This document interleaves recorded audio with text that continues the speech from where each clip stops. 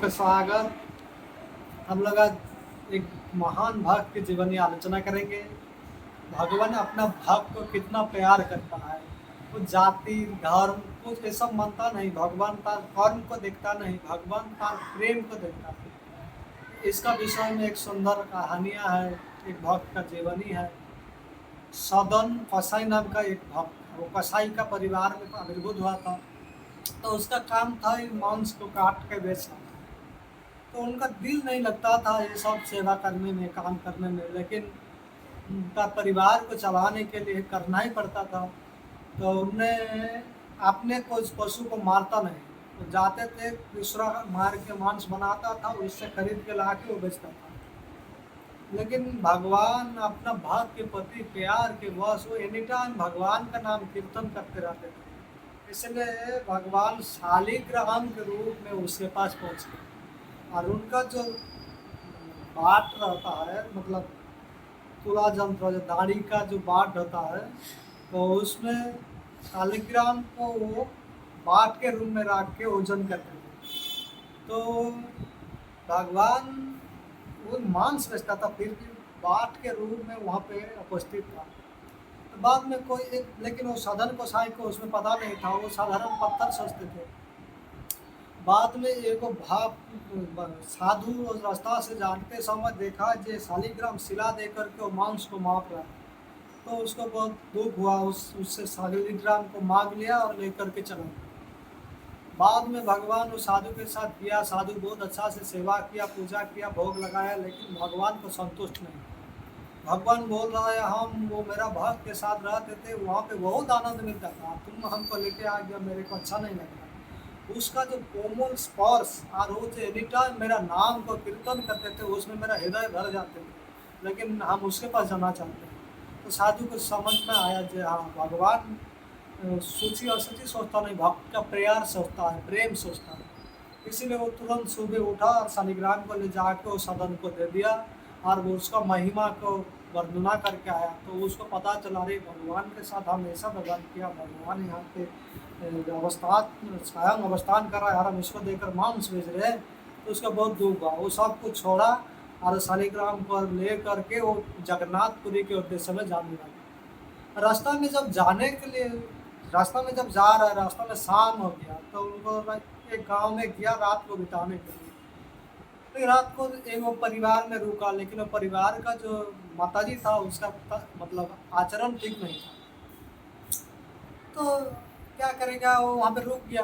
बाद में रात को माताजिया आया उसके पास और आके अपना बसना को व्यक्त किया। इतना सुंदर बलिष्ठ, इतना सुंदर रूप को देखकर उसके प्रति आसक्ति हो गया और उसको बोल रहा मेरे साथ आनंद उपभोग करो, मेरा अभिलाष को पूर्ण करो। तो सदन में बोल रहा है आप मेरा माँ जैसा है, मुझे माफ़ कर दीजिए, हम भगवान के पास जा रहे हैं, आप ऐसा मत कीजिए। तो बोल रहा है नहीं। तब उस माता जी सोचा लग रहा मेरा पति है, इसीलिए मेरे को स्वीकार नहीं करना। तो वो खड़ग उठाया और अपना पोती को सहते हुए पोती को मार दिया। मारने के बाद वो आया, आके बोला हाँ तुम मेरा पोती के डरते थे ना, उसको मार दिया हम, तुम अभी मेरा अभिलाष को पूर्ण करो। तो वो बहुत हाथ पाथ पकड़ा है और मैं बोला मुझे माफ़ कर दिया, आप मेरा माता है, ऐसा आप मत कीजिए। तो उस माता जी जब देखा जो हाँ ये मेरे बॉस में नहीं आने के लिए आने वाला है, तो बाहर गया और बहुत छाती को पीट पीट के रोने लगा। अरे बाहर का आदमी आया, मेरा पोती को मार दिया और मेरे को बलात्कार करना चाह रहे थे, लेकिन हम बच गया, आप लोग इसको परिचार कीजिए। तो गाँव वाला आया, जो देखा जो बाहर का आदमी आया उसका पति मरा हुआ है और माता जी का बात सब स्वीकार कर लिया और उसको बहुत पीटा।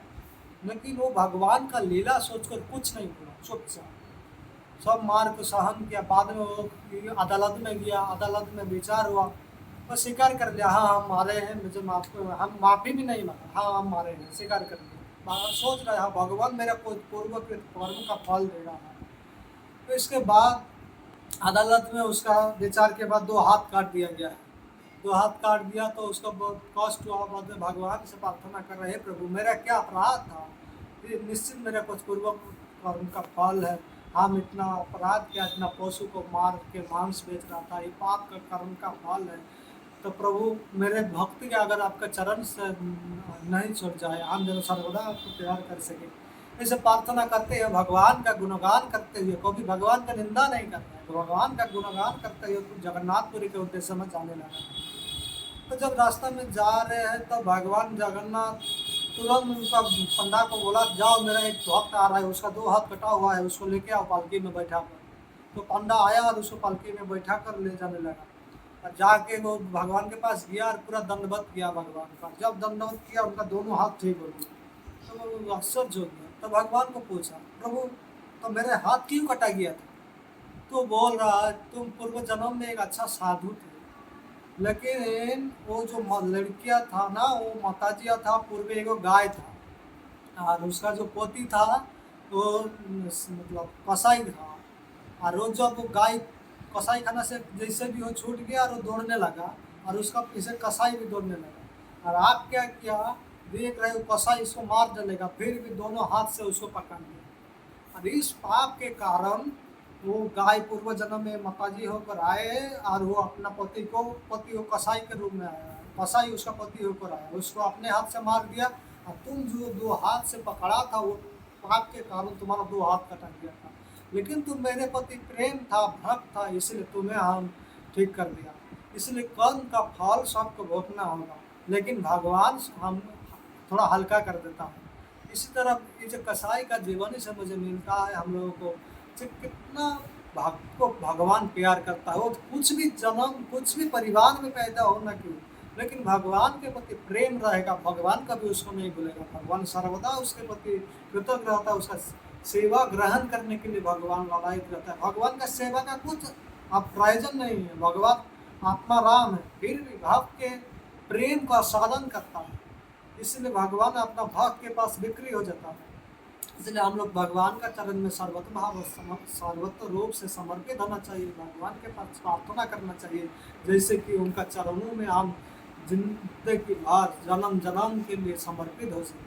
भगवान की कृपा होगा तो मनुष्य जीवन को सार्थकता लाभ होगा। सबका आशीष धन्यवाद। हरे कृष्णा।